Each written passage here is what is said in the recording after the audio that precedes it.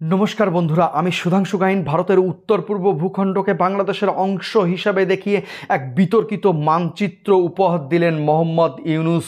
পাকিস্তানের joint chief of staff কমিটির chairman general Shahid Shamsad মির্জাকে।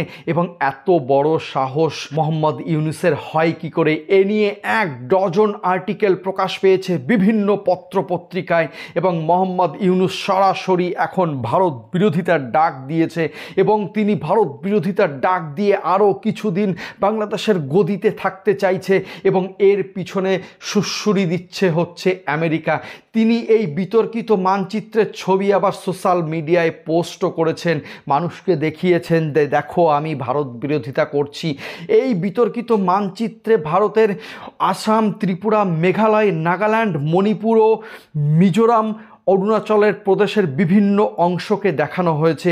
Actually তিনি আমেরিকার সুড়সুড়িতে তিনি এই ভারত বিরোধিতা করছেন এবং ভারতবর্ষের সঙ্গে তিনি একটা দ্বন্দ্ব তৈরি করতে যাচ্ছেন যাতে ভারত একটা যুদ্ধে লিপ্ত হয়। এটা নূতন নয়, এর আগে ইউনুসের সহযোগীরাও বিতর্কিত মন্তব্য করেছেন। অবসরপ্রাপ্ত মেজর জেনারেল ফজলুর রহমান এক সাক্ষাৎকারে বলেছিলেন, যদি ভারত পাকিস্তানকে আক্রমণ করে তাহলে বাংলাদেশকে চীনের সঙ্গে মিলে ভারতের উত্তর পূর্ব অঞ্চল দখল করা উচিত।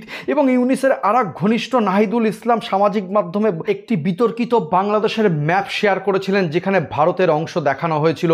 বাংলাদেশ কি এই চিত্রটা ভুলে গেছে? এবার কি তাহলে বাংলাদেশের পালা? বাংলাদেশ কি ভারতের পায়ের তলায় আসতে চলেছে? দ্বিতীয় বিশ্বযুদ্ধের পর 93,000 সেনা নিয়ে পাকিস্তান ভারতের পদতলে এসেছিল।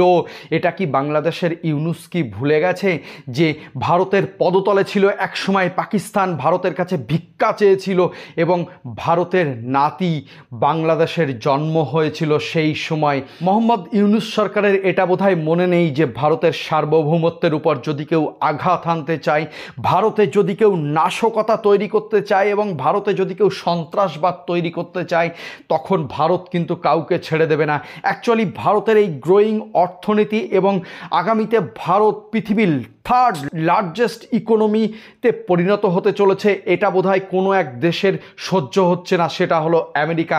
কারণ আমেরিকা ভারতকে কখনোই সুপার পাওয়ার হিসাবে দেখতে চাইছে না, সেই জন্য বাংলাদেশকে দিয়ে ভারতকে সমস্যায় ফেলতে চাইছে। এবং বাংলাদেশের মোহাম্মদ ইউনুস এটা বুঝতে পারছে না যে আমেরিকার ফাঁদে আজ পৃথিবীর যে যে দেশ পা দিয়েছে তারা ধ্বংস হয়ে গেছে, তাদের ইকোনমি তো ধ্বংস হয়েছেই, সেই দেশ পুরো 50 বছর পিছিয়ে গেছে। একথা আমি বলছি না, একথা বলছে ইতিহাস। আপনি ইতিহাস ঘেঁটে দেখে নিন, আমেরিকা যেখানে যেখানে পা রেখেছে, যে দেশগুলিতে গেছে, সেই দেশ আজ ধ্বংসস্তূপে পরিণত হয়েছে, তার অবস্থা হয়েছে এই রকম।